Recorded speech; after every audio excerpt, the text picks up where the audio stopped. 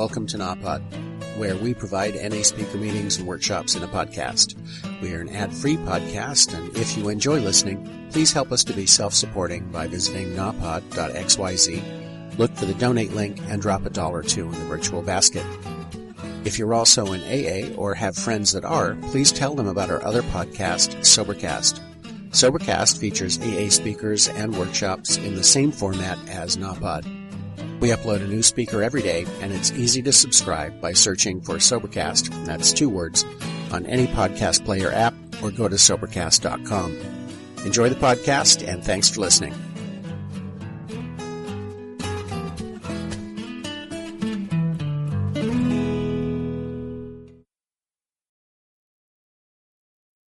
I'm still a recovering addict named Ousmane. Thanks for hugging somebody. When I first came into recovery, they said humility is a vital part of this process, and they described it for me as not me thinking less of myself, but thinking of myself less. And whenever this many of us get together, there may be some people who are new to NA. They don't even know how to speak sloganese yet. You know what I mean?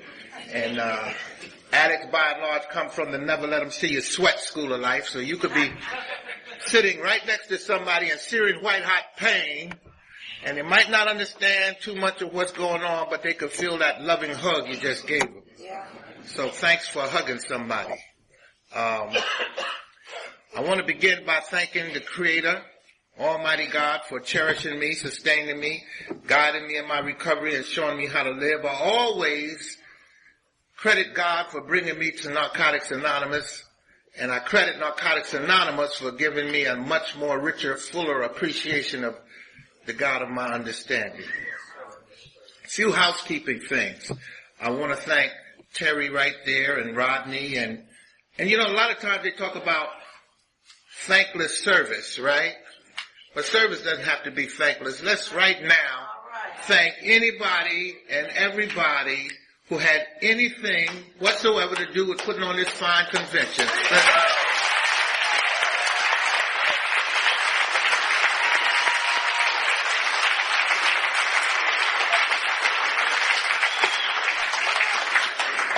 Yes. And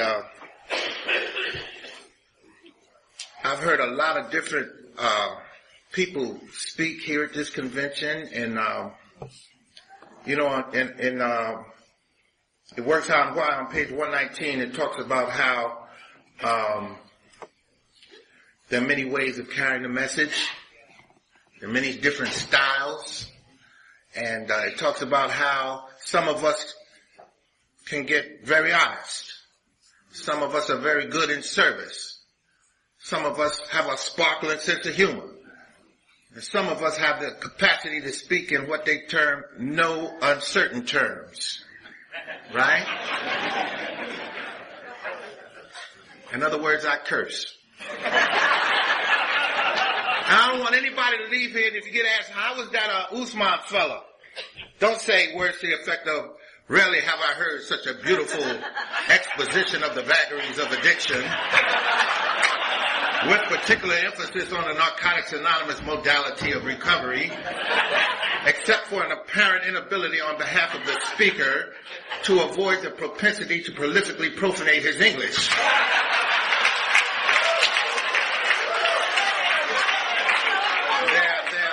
There will be times when I will be describing a very low-down stank disease in no uncertain terms, you know. And if you're confused about what no uncertain terms is, it's the difference between if you were asked, how's Ousmane doing in the hospital? Say, well, you know, his condition has been vacillating between guarded and critical. Or, how is Ousmane doing in the hospital? He's fucked up. Right? Now, you understand that. Now, if you don't come and see me and I die, you can't be heard to complain because the person's going to tell you, I told you he's fucked up, man.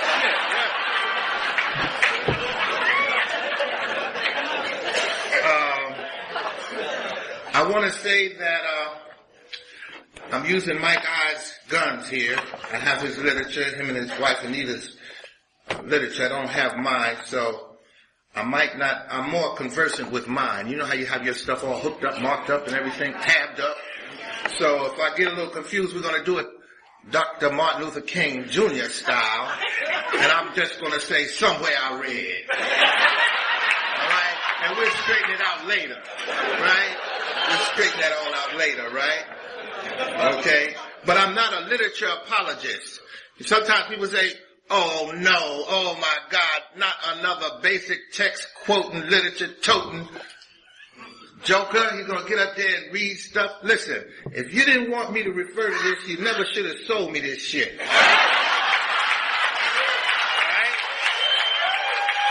Right. There was a woman named Dot T, and she said, recovery is like sex. That's what she said. Recovery is just like sex.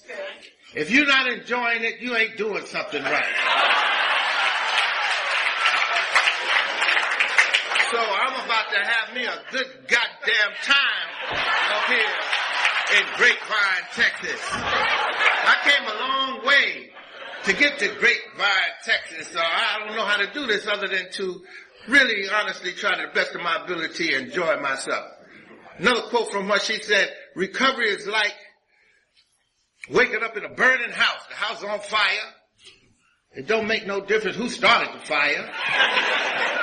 Whether it was your drug addict daddy, your codependent mama, your child molesting sister, your job is to get out the house.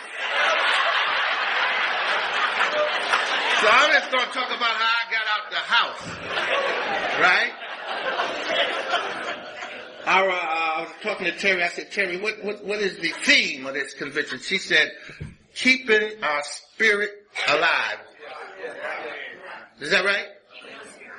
Keeping, that's what I said. What you drinking, Terry? Keeping the spirit up. She's a sweetie, you know that. Keeping the spirit alive, right? And that's what I'm going to talk about, keeping the spirit alive. But you know, when you come to recovery, a lot of things that we take for granted, a lot of our topics, they only make sense to us. In other words, the reason I have to stand here and talk about keeping the spirit alive is because evidently something happened to my spirit. Why would I have to talk about keeping my spirit alive if my spirit was still intact? In the beginning, when I was born, for a while I lived in what you could call the Edenic state. Like I was in the Garden of Eden. Life was just wonderful. I still had God's breath on me. I'm talking about a time, and I can remember a time. I can actually remember a time when life was just wonderful. I still was in touch with my God-given birthright. I could find no reason not to be happy. Okay, you're with me? Okay? I was just a happy-ass little boy. Straight up and down happy. Happy, happy, happy, happy. Just happy. Remind you of an old Stevie Wonder record which says, listen to children's laughter, remind you how it used to be. With a child's heart, go forth and face the words of the day. I'm talking about before you was black happy, before you was white happy. You understand that kind of happiness? Before you knew gender, it didn't make a difference if you was a boy or girl. You didn't know straight, gay. You didn't know nothing. You didn't need special toys to play with like the kids today. Every little kid you see is... You didn't need none of that shit. You was just happy. You could just play. You did shit like you made mud pies. Just whatever was there, you worked with that. Just straight up happy. You know, didn't know gender. Let me see what you got. I'll show you what I got. You know, just happy, right? And I remember that. I remember being happy. Life was just wonderful. Remember when you just looked at life with wonder and, wow, life is great. You know, and it stayed like that for about 5 years, at least till I went to school. No, for real. I remember going to school And I was sitting behind a little girl, and her name was Mary Ann. Here's what you need to know about Mary Ann. She had the most glorious, beautiful, golden pigtails. I had never seen that texture of hair in my home. And so, I had never seen that. I said, that's deep. I reached out and I touched one of her little golden pigtails, whereupon she turned around and she said, if you don't get your little nigger hands off of my pigtails, you better. And I said, all right. No, stick with me now. I'm going somewhere with this, because I went up to the teacher and I said, Miss Tremaglazi, Mary Ann used a word that I missed, and maybe I was out when you went over the word. Could you explain it to me? What does it mean? And she said, what was the word? I said, well, she called me a nigger, and I don't. She said, oh, nigger, yeah, well, don't worry about that. It was matter of fact, you come from a long line of niggers. What she said. Wait. So I said, okie dokie. And I went home, and my mother used to ask me, she said, how was school today? I said, wonderful, yes. She said, did you learn anything? I said, absolutely. What did you learn? I said, well, I learned that I'm a nigger. You're a nigger, too. In fact, we come from a long line of niggers. Yeah.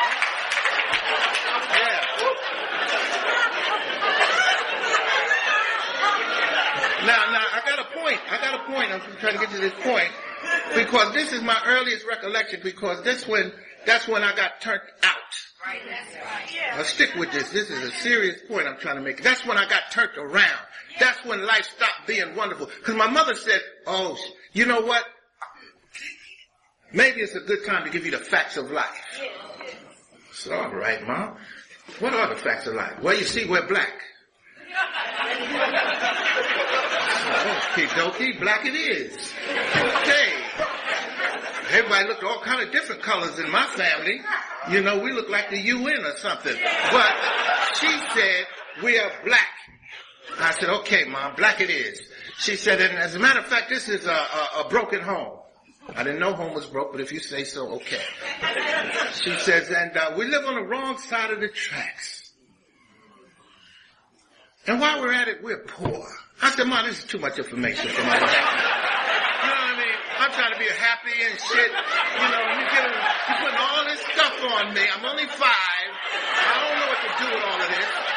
You understand what I'm saying? I'm talking about the birth of the disease of addiction. That's what I'm talking about, because I'm talking about what happens to someone to where they, on a deep, down to the cellular level, buy into the notion that they're not enough. Huh? I mean, why would I have to reach out for somebody to give me something to make me feel better if in the first instance I wasn't enough? Huh? I don't measure up. Now all of a sudden I need permission to be happy. I gotta get permission from the outside in to be happy now. Before I even pick up a drug now, I'm sold on the notion that I need spiritual answers to I need material answers to my spiritual journey. See, and here we talk about our spiritual condition is the basis for successful recovery, offering unlimited growth. And here we talk about by making our spiritual development our primary focus. All other areas of our life develop naturally as it was meant to all along. I don't know that yet. All I know is that now I'm being told that I'm not enough. Right? It's not like I went to school and we had what you want to be day. What do you call that? Career day. You know? And they said, little Joe, what do you want to be? And little Joe said, well, I really pray that I can grow up to be Joe Pincushion. Just, you know, intravenously using drugs all my life. And Wanda, what about you, Wanda? Well, I would very much like to grow up to be Wanda Hostro. Wanda Hostro. And Barry, what about you, Barry? I just want to be Barry back and forth. Just back and forth to the top man all night long. It wasn't like that. Something had to happen. I don't care who you are in here. This is what I know. Something has to happen. Let's keep it on me. Something had to happen to me for me to buy in on a deep level to the notion that I wasn't enough. And once I did that, here's what happened. Straight up on the heels of that, I learned desire. I'm talking about talking about indiscriminate desire. See, because it doesn't matter. I'm an addict to the core. It doesn't matter what I desire. I'm in trouble. Because there's a fine line in me between desire and craving. My mother didn't believe in breastfeeding. She said, no, there'll be no titty for you. Oh, hell no. No, sir. You don't know how to let go. Shit.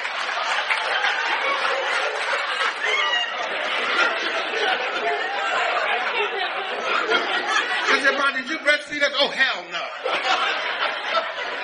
I didn't know how to let go.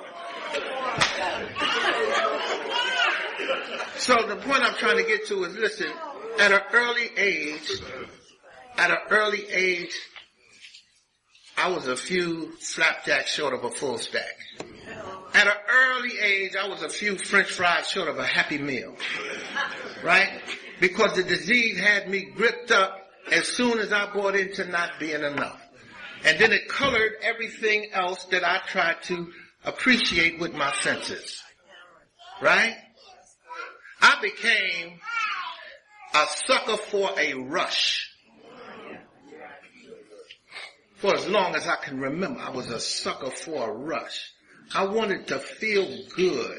Even, let me just say this, because I'm remembering it and I wanted to make a point of this. Even to this very day, I sometimes confuse feeling better with getting better.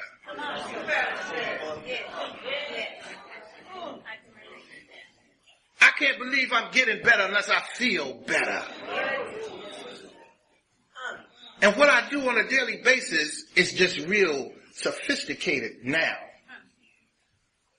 But I look for various ways in which to feel better. It's just that some of them now are socially acceptable ways of feeling better. But I'm still running round and round the tree looking for the stump. Anyway, I digress. So even as a little boy, I couldn't, my spirit was shaking. It talks about it on page 3. On page 3, and Just for the Day book, it says the biggest harm done, right? Sooner or later, we realize that our greatest need in recovery is this is what I want. The greatest damage done to us by our addiction was the damage done to our spirituality. Our primary motivation was dictated by our disease, to get, to use, and find ways and means to get more. Didn't even say drugs. Right? And then finally, enslaved by our overwhelming need for drugs, our lives lacked purpose and connection. We were spiritually bankrupt. So as a little boy, I didn't know how to function in the world. I needed guidance. I needed monitoring. Anything I tried to do, I got it screwed up. I tried to watch, one of my first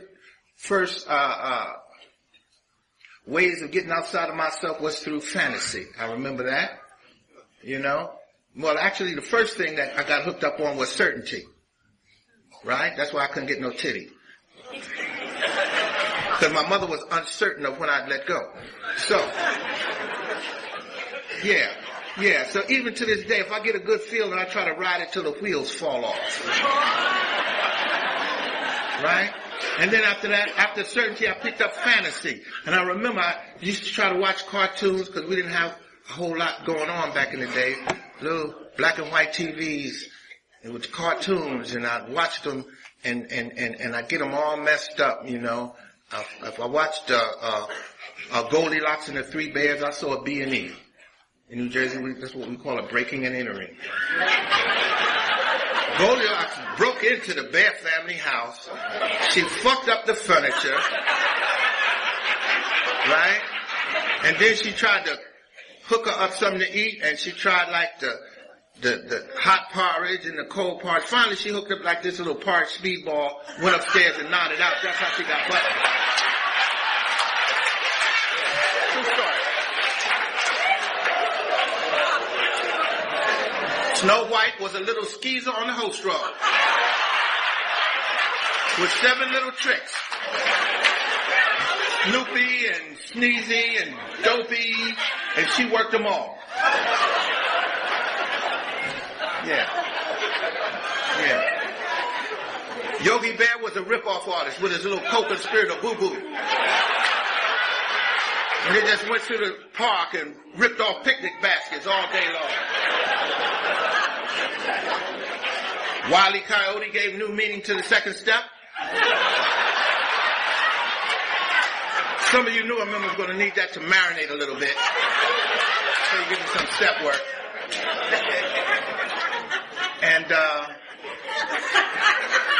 my favorite cartoon character was Popeye. I don't know. Listen, maybe it's because he had those big addict-looking arms or shit. They looked like he couldn't get hit, you know, like he kept missing. And,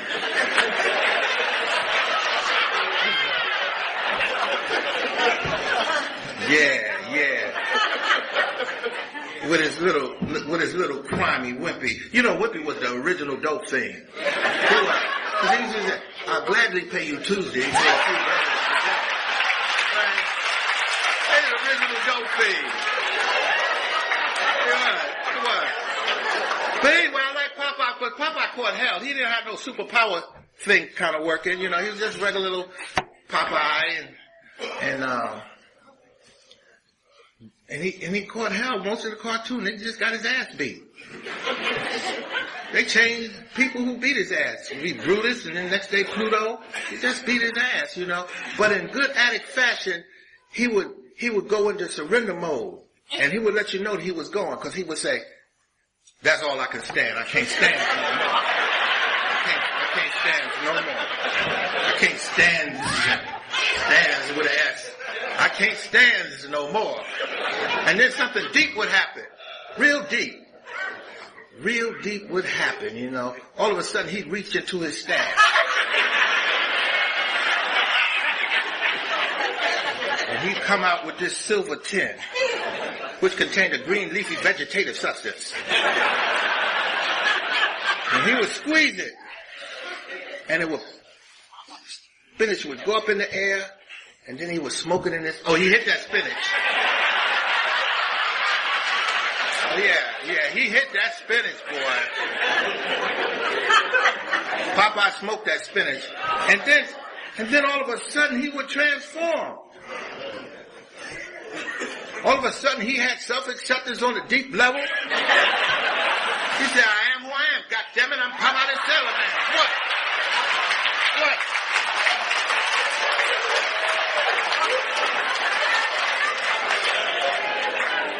And he turned into like this little Rudolph Vasilino character. He turned a little skinny ass olive oil and said, well, blow me down.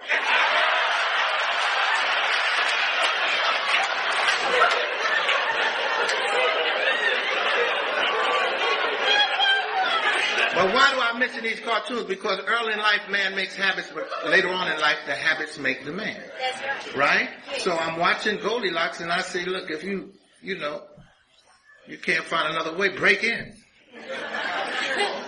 Do what you need to do. You need something, do like Yogi, steal it. You want love, do like, Snow White, get with Lottie Dottie and everybody. And then if things get real bad, do the Popeye. Get you something to medicate yourself with so you can get through the day. Right? So, when my spirit got broken, like it said here on page 3, I tried various means of trying to get it back. You know? I remember picking up comparison. I came from a large family, and I used to like to play up the street at the Miller household, because there was only Billy, his wife, his sister Gloria, and their parents. And I can recall playing with Billy, and his mother would say, "Oh, you little boys, you've been playing very hard. Would you like me to fix you some lunch? Little Ousmane, are you hungry?" I said, "Hell yeah, Miss Miller." She said, "What would you like?" I said, "Get out of town." I remember running home. I said, Mom, you will not believe what they have up the street at the Miller household. And she said, "What, son?" I said, "Choices."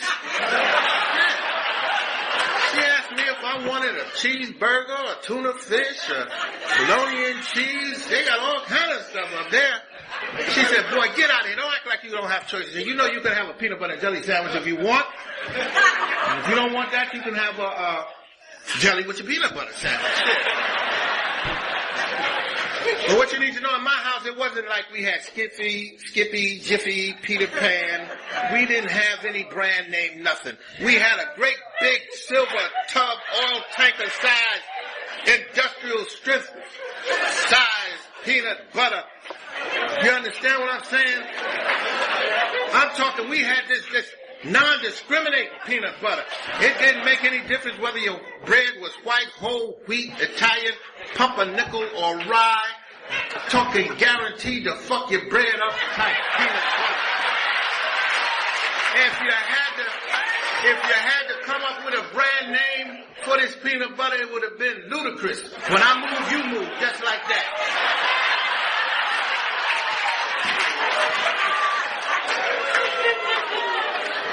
Just a great big oil tanker sized thing of peanut butter, lasted about 10 generations, you know.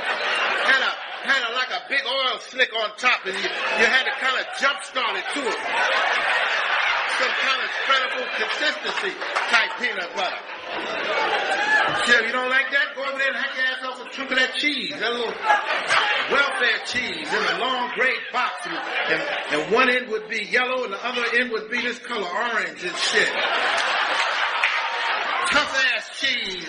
You couldn't even make a grilled cheese sandwich with this cheese. You try to make a grilled cheese sandwich, you done burnt up the bread, the pot. The only thing left was that same cheese in the pot, looking at you like what? There don't be no grilled cheeses up in here. Things started to get better, and we got one day we got matching furniture. I said, all right. Everything matched. And as soon as the furniture man moved the furniture in, my mother promptly proceeded to ziplock up everything in this thick-ass plastic. Nobody's natural ass ever touched that fabric for 5 generations. Then we got carpeted in a plastic runner, ran right up, the whole house shrank, right down the middle of the house, and that's when I first learned to stay on the path. But what was really happening, I was being taught to love things and use people. I was being taught by my people would say, we love you to death, but you fuck that furniture up, I'm going to tear your ass up. I love you to death, but you better not fuck up this carpet in. Because stuff was hard to come by back then. Right? Then while I'm trying to grow up and be a man, you know, because see, you got to understand something. All this time I'm the undiagnosed addict. Yeah. It's a bitch being the undiagnosed addict. Normal people don't know nothing about this. In my family, I was a first of my kind. Yeah.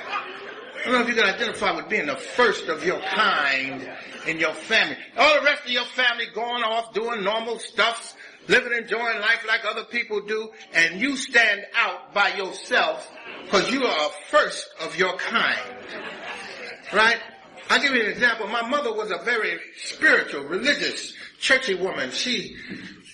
God bless you, she just, every other word was God, you know, and you could do anything. And she said, well, you know, so-and-so did this. Well, bless his heart.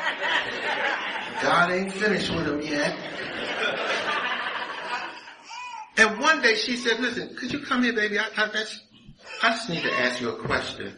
I said, yeah, what is it, Mom? She said, sit down. I really want to ask you something. I said, yeah, what is it? She said, baby, what the fuck is wrong with you?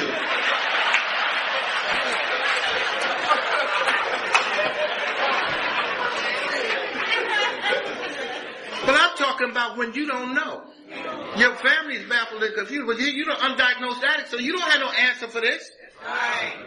She said, no, for real, what exactly is your major malfunction? I really don't mean to be like this. But you said you was going to go pay the bills. What happened? I got in the car and the car drove itself. And then what happened? I don't know. I was minding my business. The next thing I know is abracadabra drugs. I don't know where they came from. And you'll be serious. I'll be serious, because I wasn't trying to mess my life up or anything like that. I was trying real hard to be a family man, a brother man, a spiritual man, a working man, a husband, a father. Meanwhile, this guy was created, I called him Addict Man. Well, first he was like Addict Boy, right? Because I was like a working addict. You know, I was a weekend warrior. You understand what I'm saying? I worked hard, and then on the weekend, little addict boy would come out, and we'd go out and play. And everything seemed to be coochie crunch and under control until he started growing up. Little addict boy started growing up. How do I know? Because one day he jumped out. I'll never forget. It was a Tuesday. I said, wait a minute, man. It's Tuesday. You shouldn't be out yet. He said, fuck that. And how are you talking to me like that? He said, because there's going to be some changes made around here. I ain't addict boy no more. I'm addict man. And I'm coming out anytime I get good and goddamn ready. That's change number one. I come out when I want to come out. Number two change is you check with me before you try to do anything. Number three change, we're not in the days of the week no more. We use 7 days a week, 24/7, right? And another thing, later for all them holidays and stuff, we ain't in the holidays. We don't give a damn what the holiday is. Christmas, New Year's, Thanksgiving, we work all year round. Next, we don't need to be going to nobody's movies. We don't need movies and picnics and none of that stuff. That stuff costs money. And all money is my money. And my life became a living hell. This is why I needed to find a way to keep my spirit alive, you know, because I was trying everything. I remember telling my wife, listen, hold the money. Lock the door. You're going to hear some screaming and hollering. Whatever you do, don't open the door. The next thing you know, I said, woman, if you don't open this door, they're going to need dental records to recognize you. Open this door and give me my money. My disease spoke to me in my own voice. He said, hey man, when's the last time you used? I said, I don't know. A day or so ago. And they said you couldn't stop. Well, since it's quite apparent that you can stop anytime you need to stop, let's go get some of that stuff, man. Right? I tried the social acceptability. Because I used to go to work. I could always get a good job. Highly educated. Went to work in a shirt and tie. Had a little attaché case. Drove a little boxy Cadillac Seville. I used to think that because I could drive up to the drive-up teller, that meant something. Poor little teller, she said, well, hello there, Mr. Professional Man. How are you today? I'm doing just fine. She said, would that be the full extent of your withdrawal? I said, that'll do quite nicely. Matter of fact, you're new here, aren't you? You should get to know me. I'm here all the time. I drive away. A little while later, I'd be back. She said, oh, we're back again, are we? I said, yes, we're back. Ray Charles can see we're back. Some unforeseen contingencies arose that are going to require my immediate attention. You better give me 3, 5, 10, make that 20 times as much money. And hurry up. You see, I'm in a hurry. Listen to the progression. With 20 times as much money, I'd be back in 1/20th of the time. The only difference is now my tires all crooked.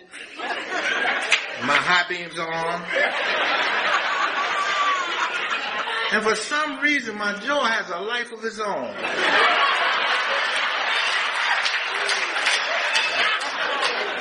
She said, we're back again, aren't we? Yes, we're back. We're back and see we're back. She said, oh, is there anything else we can do for you? I said, lean over here. Let me tell you what you can do. Just do your motherfucking job. That's what you can do. Asking me I'm not having a nice day. Hell no, I ain't having a nice day. Don't you know you can't even find decent people to get high with anymore? Used to be you could picture sit down, go to the bathroom, take a piss and come back, shit still be there. And I can't do that anymore. Everybody got these long ass curly, picky fingernails, scooping your shit up. You can't even take a piss no more. Hell no, I ain't having a good time. Who trained you anyway? Don't you see me taking all my motherfucking money out of here? Where's your supervisor? I said, this is bullshit. I want to pull out my blame thrower and blame her. Because the disease, it's hard to take responsibility for what you don't even know you're suffering from. I don't know all I know how to do is pull out my blame thrower and blast people. I tried the geographicals. I remember going over to Paris, France, me and my wife, before she escaped.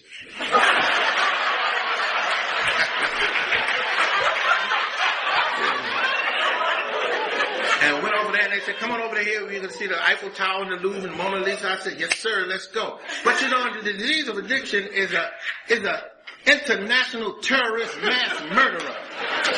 Fluent in all languages and shit. I got over there and the French are very funny, you know, because they you know, I don't know that one is wet, one is dry. I've never been to the Thirsty Club. I don't know nothing about this, you know. So they drink wine with everything. You could order a bowl of cereal. What kind of wine would you like with that cereal? Red or white?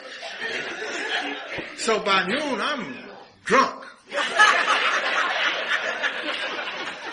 See? Because I only got high when I couldn't get fucked up. So, and my drug of choice by then was more. What you do? I do what you do. What you doing? Whatever you doing, that's what I'm doing. Right? So, next thing I know, addict man jumped out saying, bonjour, monsieur, comment ça va? Ça va bien? Où se trouve un petit peu de heroin? Mademoiselle, tu es très jolie. Avez-vous un petit peu de cocaine? I'm way over on the other side of the world, high as the Georgia Pine. And I mentioned the Wile E. Coyote second step piece for a reason, because I remember coming back from there, and I was sitting watching my TVs with my wife before she escaped. And one TV with picture, no sound, and one with sound and no picture. She said, we need a new TV. I said, what, you got picture, you got sound, what?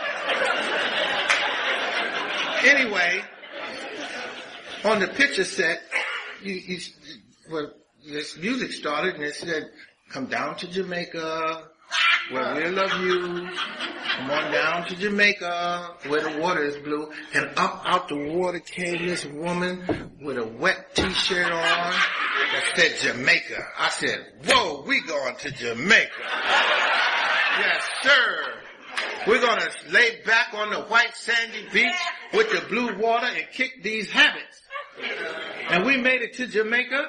And I'll never forget, I came out the cabana and my wife had these pina coladas, you know. And I said, if you lost your mind in somebody else's, don't you remember France? She said, but they're adorable. Look at them. They have little parasols with the little cherries. And forgetting that in Jamaica, they use 151 rum. It's the same thing they fly their jets with.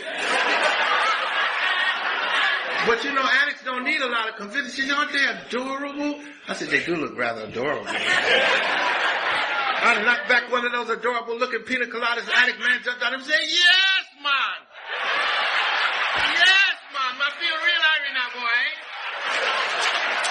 Thought you were true with me, huh? What you think? You keep me behind the damn 8-ball?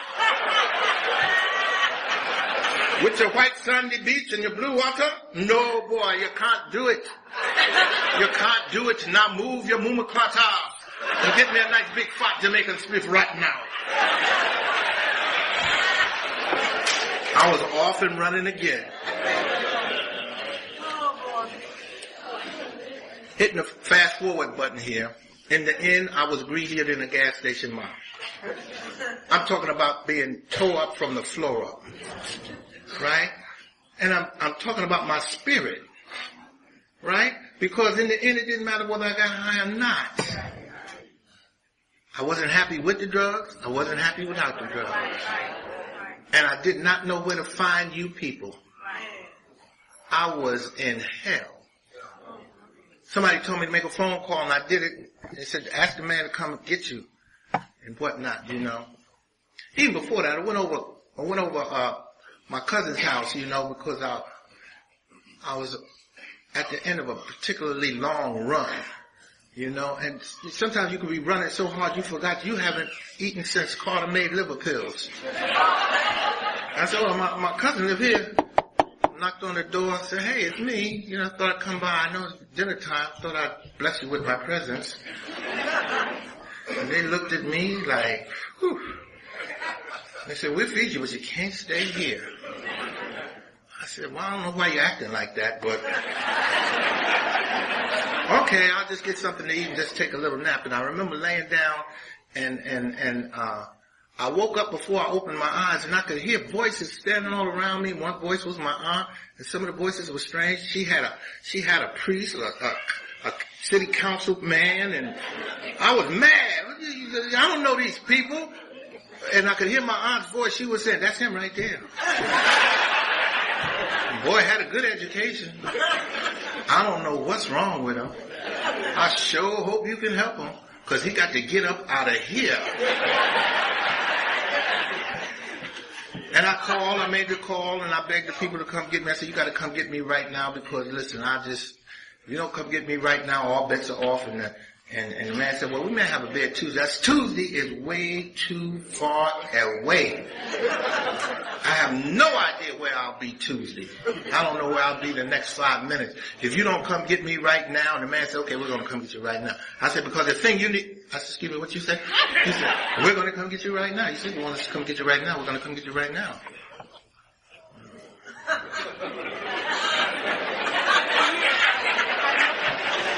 So,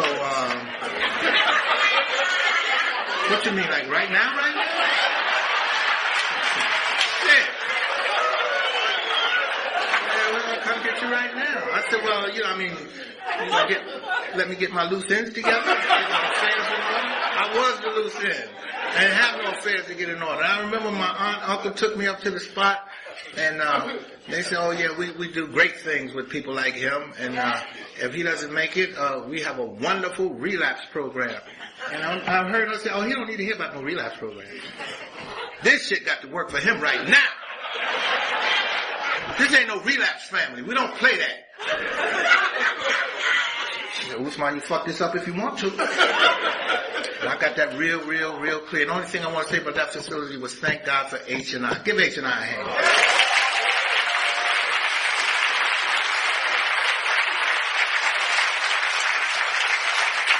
Yeah, because I met some wonderful people, and they had something I had been looking for all my life. They talk about it in the flat book, the Step Working Guide. They had this thing called credibility. Yes.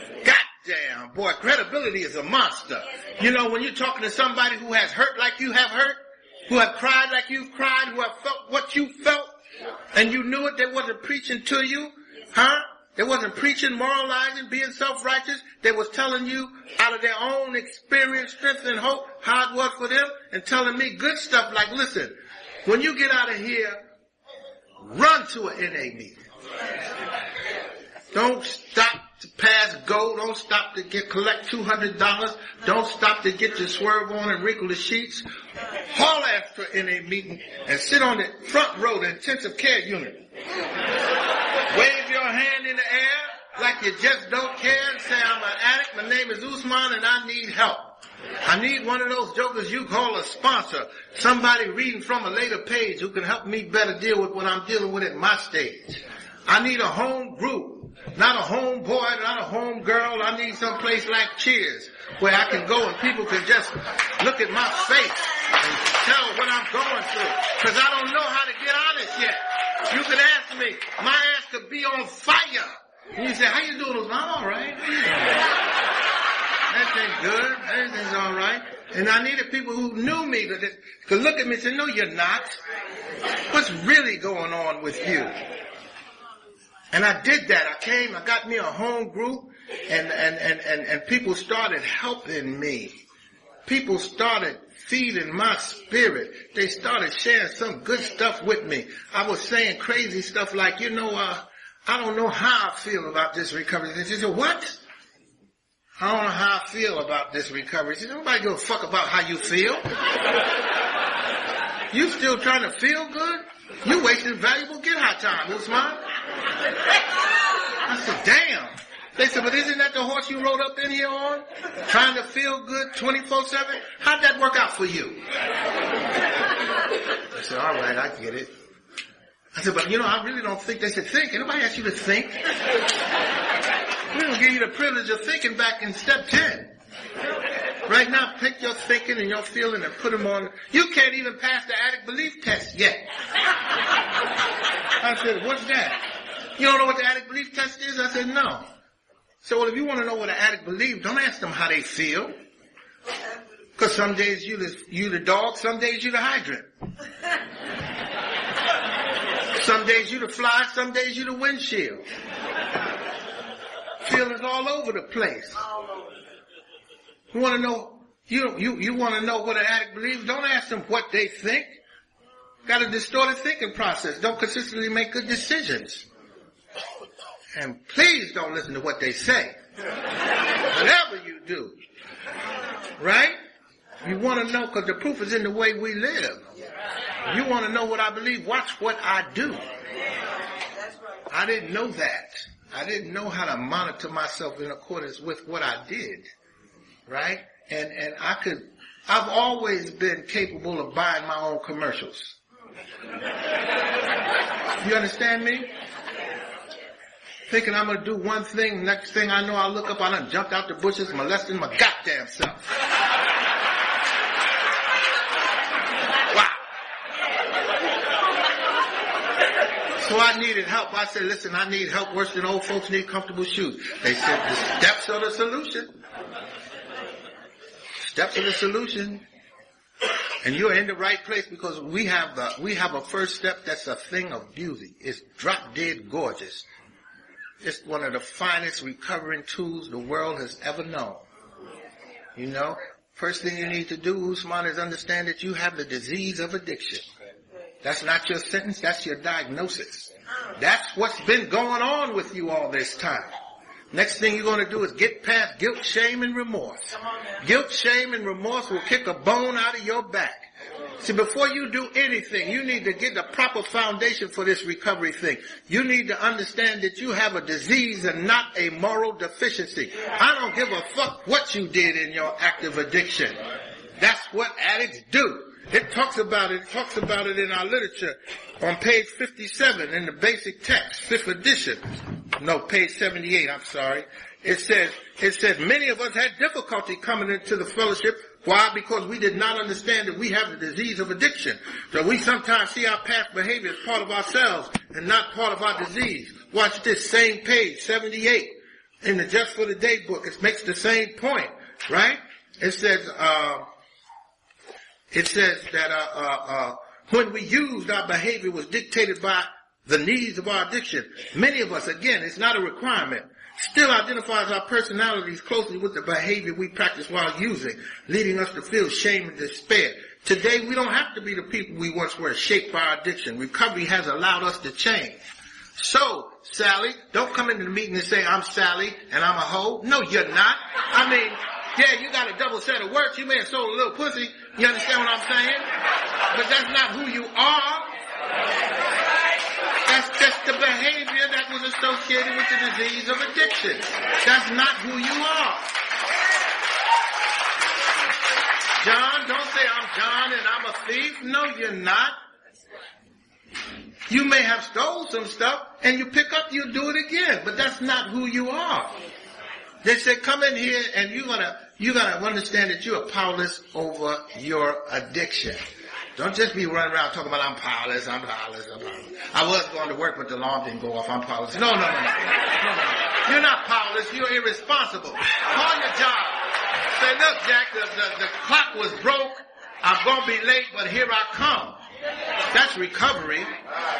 Don't run around in the name of the first step talking about, hey, I ain't used today, so it was a successful day. No, you can't walk down the street, hit a baby in the head with a hammer and say, I ain't used today, it was a successful day. No, you out your mind. You was in jails, institutions, and death. You could get killed hitting a baby in the head with a hammer. At a minimum, wind up in jail. Or in a crazy house. Disease don't need drugs to jerk your life around. Huh? So you got to understand that. You have to understand. And then, and in terms of the first step, how about learning when your first step is flown out the window? It don't need to happen the first step if you don't know when it's gone. Because a lot of stuff we talk about in here, like recovery and sponsorship and da-da-da-da-da, these are fluid concepts. I'm never going to reach a point where I'm recovered up with an ED on the end, where I'm a power greater than myself and I no longer fit the literature. Point being, I could wake up recovering my ass off. The poster boy for recovery. Look up recovering addict in the dictionary, there I am. And by noon, I could lose my monkey mind. These are fluid in and out type concepts. And I need to understand that. You understand? So I need to know when my recovery goes. And something has to happen before I lose my recovery. I have to lose my consequential thinking ability. That's the joker I was before I got diagnosed with disease of addiction. I make the best of plans. I use stuff, crazy shit like sheer willpower and gritty self-determination. I am not going to use today. God damn it! I swear to God, I'm not going to use today. Next thing you know, I'll be sitting on the side of the bed, busted, dusted, totally disgusted. Can't believe I did it again. Why? Because I had no consequential thinking ability.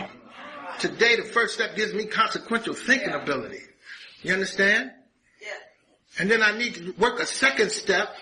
I need to work a second step so I can come to believe, and that's a process. A process is like breathing.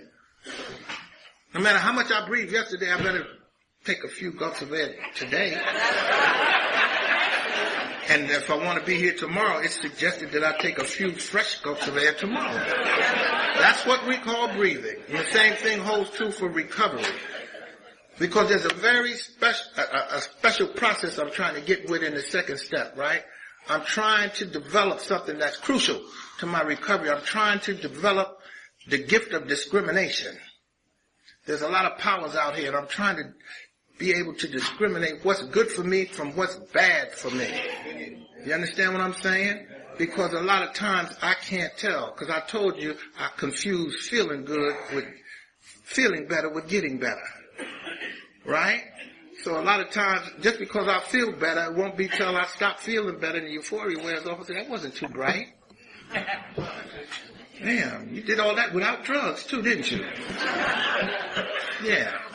So I need the gift of discrimination. I need to keep coming back till I get to a point where I've done something, like they describe it in the third step, they call it tremendous, revolutionary, momentous, monumental shift, right? To where now I really realize what my greatest source of strength and courage is.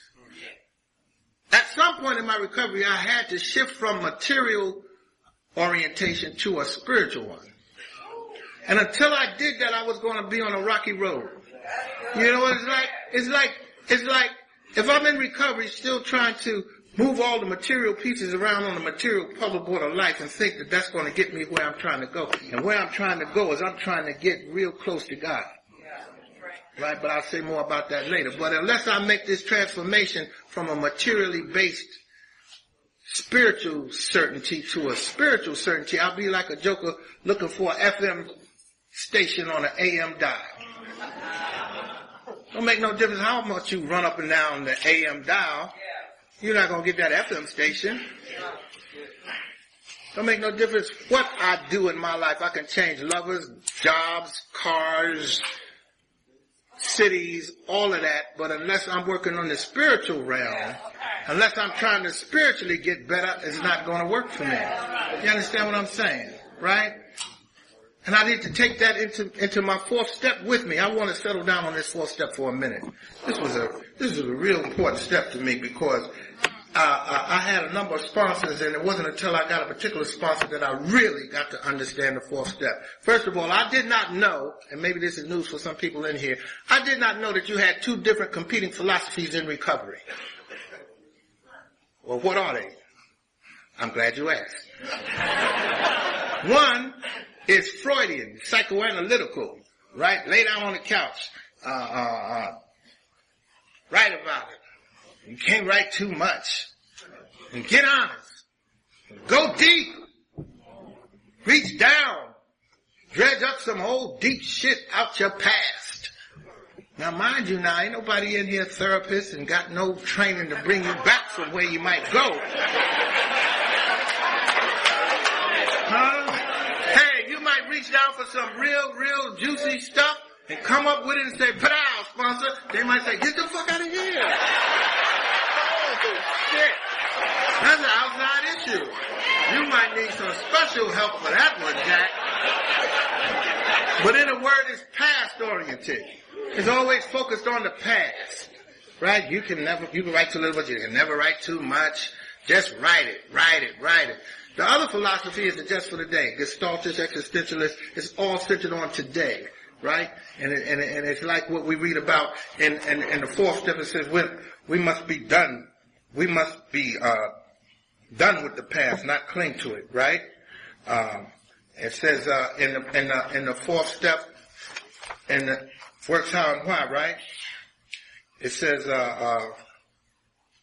we don't have to be the lifelong victims of our past. It says, and why are we here? Right? We concentrate on recovery and feelings, not what we've done in the past. And we have a whole chapter called Just for the Day. And even in our readings, we say, we don't care how little you had, who your connections were, and what you want to do about your problem, how we can help. Now, right? I didn't know that, and so when I first approached the fourth step, I used to make the mistake, and it tells you this is a mistake. If you're doing this, it tells you, this is the only step that tells you what the purpose of it is and the purpose of it is not. And the first few four steps I worked in accordance with what the purpose was not. Right? And it tells you in here which one of these is a mistake. Right? It says, in step 4, in the basic text, it tells you, it says, listen, some of us make the mistake, flat out mistake of approaching this fourth step as if it were a confession of how horrible we are, what a bad person we have been, like in the past, right? And this new way of life, a bend of emotional sorrow can be dangerous. This is not the purpose of the fourth step. The purpose is right there in the first sentence. The purpose of a searching and fearless moral inventory is the source of the confusion and contradiction of our lives. So we can find out who we really are. Because see, honesty, open-mindedness, and willingness revolve all through the steps. 1, 4, 7, and 10 is honesty. 2, 5, 8, and 11 are open-mindedness. 3, 6, 9, and 12 are willingness. In the fourth step, I'm trying to approach a new level of honesty, right? I need to understand what's really going on. What were you confused about? What were you confused about? I don't want to mention the sponsor. I don't want to hear about all the drugs you used. All I want to know is what made you worship coke and dope. I said, worship? He said, yeah, if that sounds too powerful a word for you, worship just means to give your all to something. It's like when you wake up thinking about something, and you go to bed thinking about it. Matter of fact, if the term a wake up means anything to you, you might be getting in touch, you know what I mean? He said, I don't care what you use and all of that crap. I don't want to hear about that. How you use and where you use. I said, all right, let's talk about relationships. First there was Brenda, then there was... He said, hold it. I'm not voyeuristic. I ain't no peeping Tom. I don't want to hear about Lottie Dottie and everybody. All I want to know is how did you confuse all of those women with God? I said, damn. That's what I said. Whoa. How about the jobs I lost? You know, I had a good job. I don't want to hear about money, property, and prestige, social acceptability. How did you confuse money? How did you confuse property and prestige with God? And then I started to connect the dots and see the general outline of what he was trying to get me to get in touch with, you know, that underneath, like we talked about in the fifth step, and then the sixth step, underneath all of the defects of character, they're all children of fear. And fear comes from separation from God. If you don't have God in your life, you will be a scared somebody. Especially if you try to do it clean. So I got in touch with that, man, and I got entirely ready. And entirely ready is deep to get entirely ready to switch over to this new spiritual way of life. Because now I got to operate in God's time. Right? Now I got to operate in God's manner. Right? Now I got to operate understanding that if something's going to change, it's going to be because God's going to do it, if at all. Because that's part of entirely. Just because you pray don't mean things are going to get better. You just may get better with things. You pray for somebody not to die and they die. Now you got to not put a question mark where God put a period. That's your challenge. Huh? You pray for something to be removed and God say no. And that's the one word addicts can't stand. Little 2-letter word, no. What you mean no, God? Let me pray harder. Let me pray harder because I can't believe you said no. And my sponsor said, what makes you think God's perfect will isn't being done right now? You still want to be the one to decide what is and what is not best for you. Can't handle a no, right? Then I had to take a look at the fact in the 7th step, just because I stumble doesn't make me a bad person. Just because I fall short doesn't make me a bad person. I got shortcomings. Yes, I do. Yes, I do. But you can have a shortcoming. If anybody's in here struggling with a particular issue and it seems like it's taking a while to make what you think is progress, just understand something. It's all right to stumble as long as you're stumbling forward. Right? Because you know why? Even if I fall short today, it's not the same as before. Because if there was a time in my life I didn't fall short, I was short. You understand? You take something like honesty. I come from a long line of card-carrying world-class liars. Took great pride in being a good liar. You couldn't even swing with us unless you too excelled at lying. You couldn't run with my crew. You couldn't come back and say, hey, guess what happened to me today? What? I had an epiphany and I went to the police station and I just got honest. What? You didn't get honest about us too, did you? You got honest. That's how far away from honesty I was. I'm talking about the way you practice all forms of dishonesty, all forms of lying. Little lies of commission, omission, little white lies, bold-faced lies. Stand in the mirror, practice straight-faced lies. Look me in the eye and tell me you ain't lying, Ousmane. I am not lying. Yeah. So, what happens if in recovery you fall short? Do you know that falling short in recovery is different? Because today you have something that you didn't have before, Ousmane. You got some new values, principles, ethics, morals, standards to fall short from. One of the things I'm looking for is an increase in awareness. I still fall short today, but I'm aware of it. I'm aware of it. And that's the blessing, And I had to get in touch with creating harm and making amends for the harms I created. And when I make amends, I had to get in touch with making amends appropriate to the harm that was caused. For example, if I was a deadbeat dad, don't try to show up doing material drive-bys today. Don't try to buy love with some new sneakers and Nintendo and PSPs and stuff like that. When what was missing was the society. Your society was missing from your child. Because love is time, attention, and discipline. Can you show up? Can you spend time with your child? Can you be disciplined with your child? And don't blame it on recovery. I remember going out the house one day, my daughter's little 8-year-old daughter, she said, Daddy, I really need help with my homework. I can't tell her, baby, you like that DVD player, don't you? You like that flat screen, right?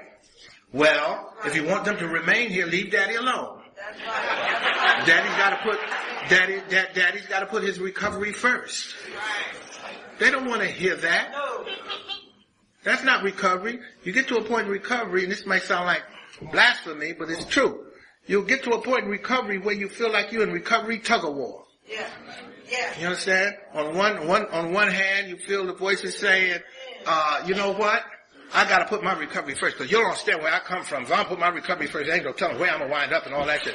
Then on the other side, you hear the voices saying, listen, I got a life today. Recovery is the bridge back to life. Today I got a life, so I don't need to, And my sponsor helped me so much, he said, listen, what's going on here is the test for recovery has changed.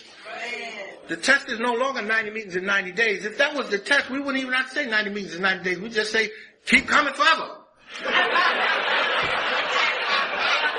Make a meeting every day as long as you breathe. Sometimes two. No.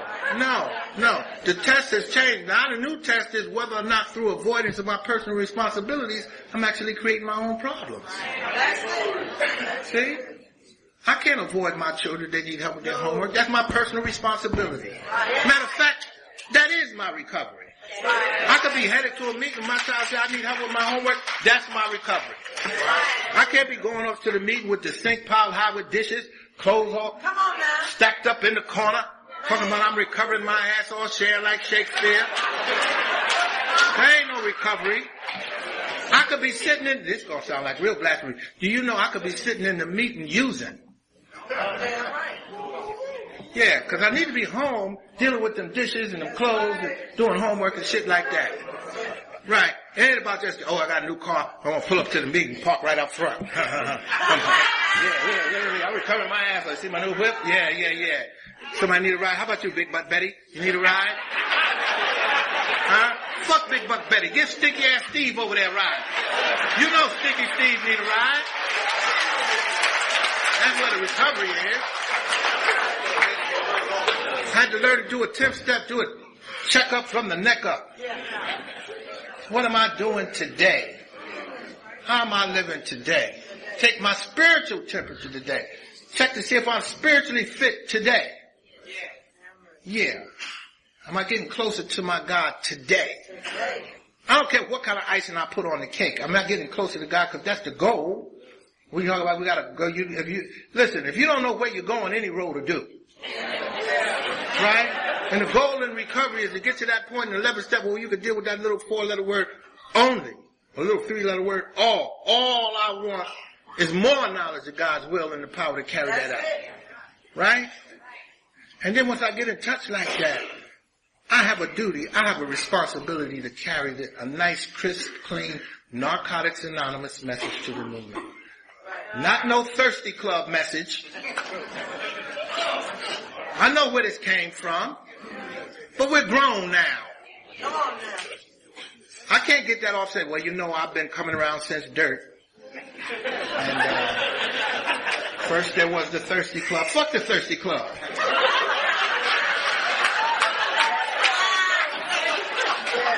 I'm not supposed to be up here with a little succotash smorgasbord message. I'm supposed to carry a nice, clear. We even have an identity statement. It says, I'll paraphrase, if you can't carry a Narcotics Anonymous message, shut up.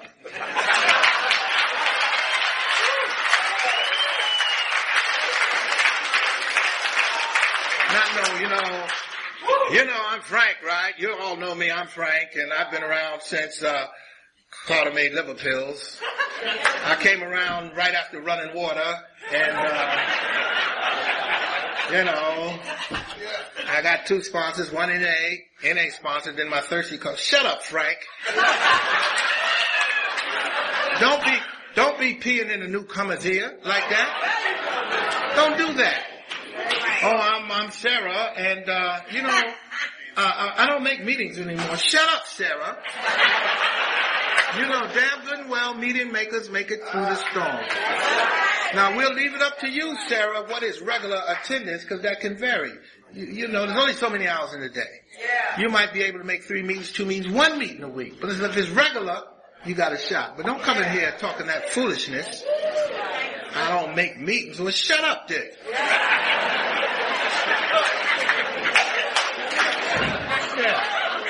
I want to close with a couple of stories.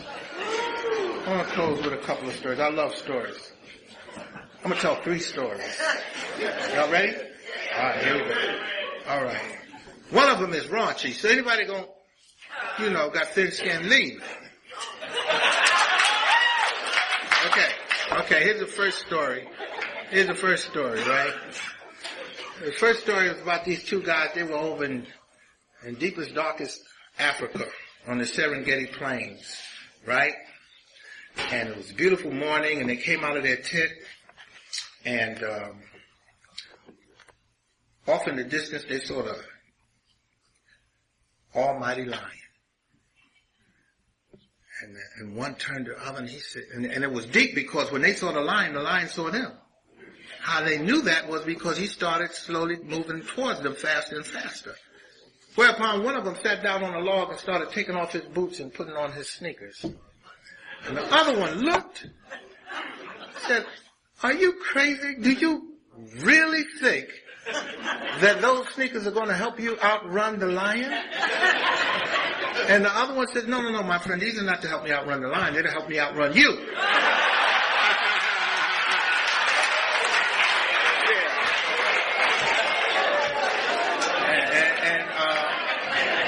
The moral of that story is, as long as you keep your spirituality, as long as you keep your recovery in front of the disease, you'll be all right. Right? Okay. Here's the raunchy one, and then I'll follow it with another clean one. There was this village that was surrounded by a thick forest. And in this village, there was nothing for the children to do. No playgrounds, no basketball courts, nothing. And in this forest were these great big giant man-eating gorillas. Right? So one day the kids said, we got to come up with something to do. What are we going to do? So they said, I know, let's start a new sport. What would that sport be? Let's start the sport of gorilla hunting. Sounded like a good idea. Sounded like a bright idea. Right? Right? Now mind you, nobody had ever gone into the forest and messed with the gorillas and come out clean. Everybody that tried it wound up with jails, institutions, and death. Undaunted, the little boy said, are we going to do this? And they said, and you know that. And they turned to one little boy and said, you want to be first? And he said, and you know that. Why not? And he went and he got his father's gun and he went off into the forest. And he got into the forest. All of a sudden he felt a tap on his shoulder and he jumped. He said, oh my God, who is that? And the boy said, it's me, Gorilla. He said, I didn't even hear you coming up on me. He said, that's right. That's right. I'm cunning, baffling, and insidious. I'm progressive, incurable, and fatal. And you didn't hear me because I defied detection, diagnosis, and treatment. But before we get started here, I want to tell you one other thing, and that is that if you come into this forest, I always resurface. Having told you that, you now find yourself in what can best be described as a hopeless gorilla dilemma. So little boy said, a hopeless gorilla dilemma, what is that? He said, well, you have two choices. He said, what are my two choices? He said, choice number one is, I can maul you to death right now. He said, oh, Lord. He said, well, what is choice number two? He said, well, choice number two is I can fuck you in the ass right now. Now, wait, that's the gorilla talking. That's not me. Okay, that's it. The gorilla. So the boy said, oh, goddamn. Oh, Lord.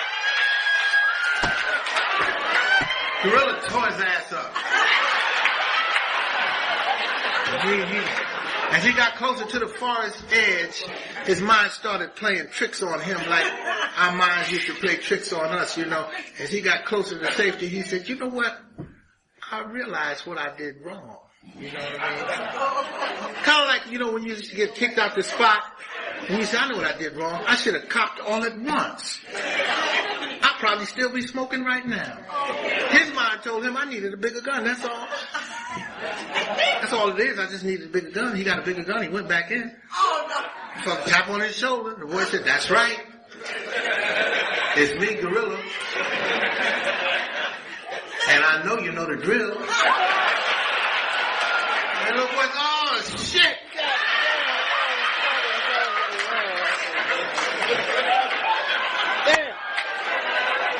This time the gorilla tore him a new asshole. He leapt out the forest. Dig the lip. Y'all watching the lip? He couldn't even walk straight. The gorilla tore him a new asshole. And he did like we do when you get kicked out the spot. You know, he said, you know what? Nah, I'm mad. It's kind of like when, you know, people say, don't you have some place to go? Because you don't spend all your money and shit like that. And you can't believe you're going to kick me out. You're going to kick me out. All the money I spent up in here, you're going to kick me out. You want to know what time it is? Do I have some place to go? I don't believe this shit. Now I'm mad. I'm going to get some more money. I'm going to show them who they fucking with because they don't know me like that. You know what I'm saying? That's how his thinking went. He said, and he went and he got this big pump, laser red dot, killer gorilla shotgun type thing. He said, I'm gorilla killer gorilla gun. He went back into the forest and he took 1 foot in the forest and he felt a tap on his shoulder. He said, that's right. I told you I was progressive. And I know you know the drill. But before we get started, I just want to ask you one question. He said, what's that? He said, you ain't in it for the sport anymore, are you?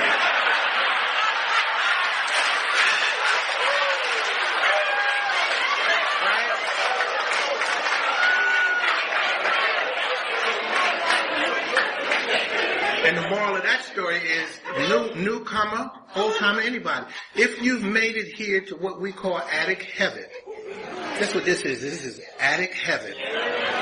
This is where you already been to hell, right? We've already been to hell.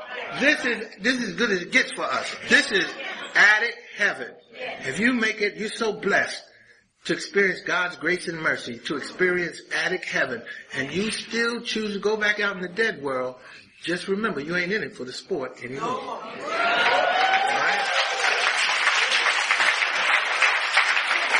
right, just the last little quick story. One day, the fox and the lion went to the restaurant, right? And the waiter came, and the fox ordered everything on the menu. Fox said, I'm hungry like, just bring everything. I'm hungry like that. Man, I'm hungry. And the waiter said, all right, we'll bring you everything on the menu. And what about your friend here, the lion? What's he going to have? Is he hungry? And the fox said, what? He said, is your friend the lion hungry? And the fox said, is he hungry? Don't you know that if the lion was hungry, my ass wouldn't even be here?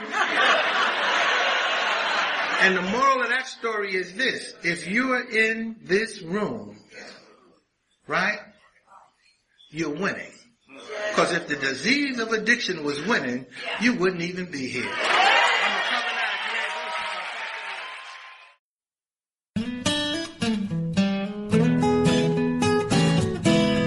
Thank you for listening. I hope you enjoyed the podcast. Please help us improve our ranking so others can find us by putting a review on Stitcher, iTunes, or your favorite podcast index. Napod is ad-free thanks to the folks supporting the show with $1 or more per month. If you enjoy listening, you can join them by going to napod.xyz and looking for the donate link. Thank you for listening. Have a great day.